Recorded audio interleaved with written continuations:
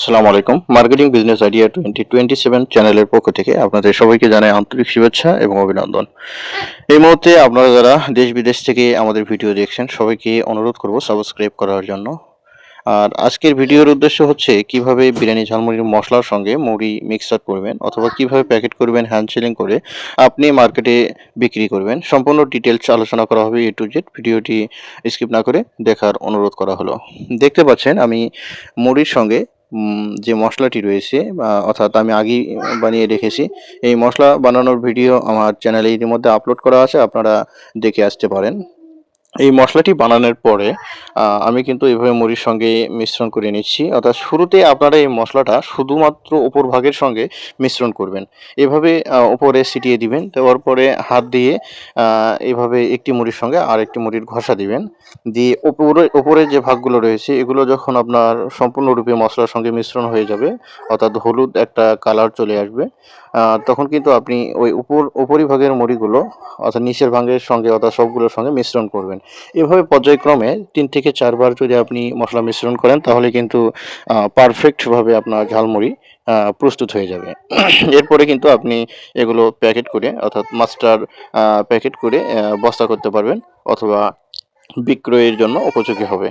আরেকটি কথা আপনাদের জানিয়ে রাখি, আপনারা যদি মশলা বানাতে যদি ভুল করেন তাহলে এরকম মুড়িগুলো কিন্তু অল্প দিনের ভিতরেই কিন্তু তিনিয়ে যাবে, নষ্ট হয়ে যাবে, মচমচে থাকবে না, অর্থাৎ মুড়িগুলো বিক্রয়ের অযোগ্য হয়ে পড়বে।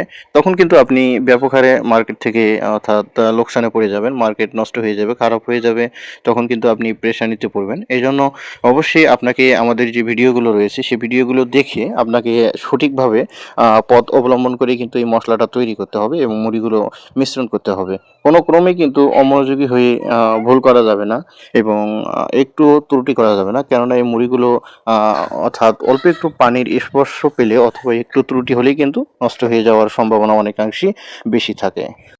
এভাবে যখন মিশ্রণ হয়ে যাবে আপনি ছোট একটি গামলার ভিতরে নিয়ে আপনি এগুলো প্যাকেট করবেন। কেননা বড় গামলার ভিতর নিলে আপনার সময় কিন্তু বেশি লেগে যাবে। ততক্ষণে কিন্তু আপনার মুড়ি অর্থাৎ যে রুদ্রতা রয়েছে, যে মচমচে ভাব রয়েছে, এটি কিন্তু কমে যাওয়ার সম্ভাবনা থাকবে।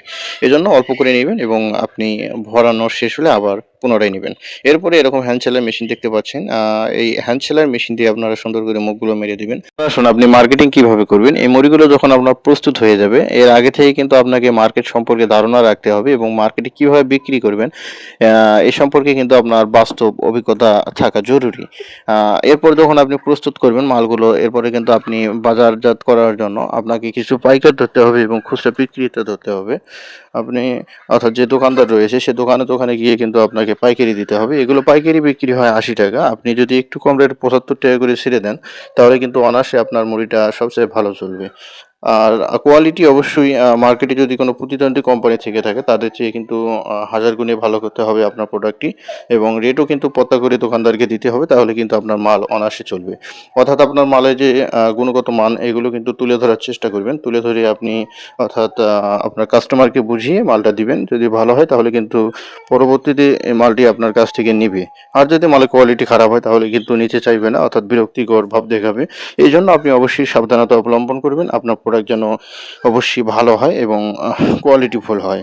আর এই ঝালমুড়ির মশলাটি যদি সুন্দর হয় অর্থাৎ ঘ্রাণযুক্ত হয় এবং গর্জিয়াস কালার হয় তাহলে কিন্তু অবশ্যই আপনার মুড়ির কালারও ভালো হবে এবং মুড়িও কিন্তু মার্কেটে ব্যাপক হারে চলবে। আর হ্যাঁ, আরেকটি কথা, আপনি কিন্তু এই শুধুমাত্র ঝালমুড়ি নিয়েই সম্পূর্ণরূপে মার্কেটিং করতে পারবেন না। এজন্য আরও কিন্তু প্রোডাক্টসের প্রয়োজন। আরও ১০ থেকে ১২টি প্রোডাক্টস নিয়ে যদি আপনি বিজনেস করেন তাহলে কিন্তু আপনার লাভের হার আরও বেড়ে যাবে। কেননা শুধুমাত্র একটি প্রোডাক্ট নিয়ে কোনো ক্রমেই বিজনেস হয় না, অর্থাৎ বিভিন্ন প্রোডাক্টস থাকতে হয়। কিন্তু দোকানদার কিন্তু বিভিন্ন প্রোডাক্টসের জন্য চাহিদা দেখায় অথবা দেখাবে।